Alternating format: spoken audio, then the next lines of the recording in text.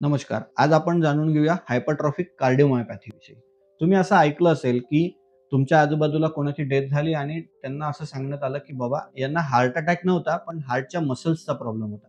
तर हा हार्टच्या मसल्सचा जो प्रॉब्लेम असतो, त्याला आपण कार्डिओमायोपॅथी असं म्हणतो. यामध्ये सडनली डेथ होण्यासाठी जो सगळ्यात रिस्पॉन्सिबल असतो, त्याला हायपरट्रॉफिक कार्डिओमायोपॅथी किंवा होकम असं म्हणतात. या आजारामध्ये हार्टची जी मांसपेशी असते, तिची जाडी वाढून गेलेली असते.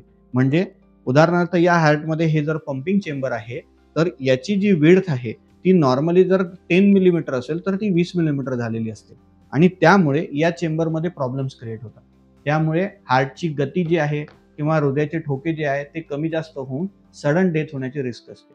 म्हणून जर आपल्याला हायपरट्रॉफिक कार्डिओमायोपॅथी आहे असं सांगितलेलं असेल, तर त्याच्याविषयी योग्य ती ट्रीटमेंट आपल्या डॉक्टरांकडून घेणं गरजेचं आहे. एक.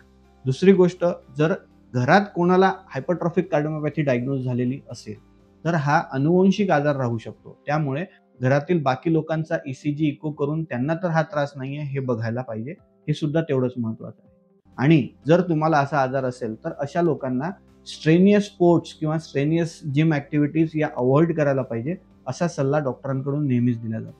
म्हणून जर तुम्हाला हायपरट्रॉफिक कार्डिओमायोपॅथी असेल किंवा ती आहे किंवा नाही हे जाणून घ्यायचं असेल, तर पहिले डॉक्टरांचा चेकअप करून घ्या. त्यात जर तसं निघालं, तर योग्य ते प्रिकॉशन्स घ्या, म्हणजे आपण सडन डेथ टाळू शकतो. धन्यवाद.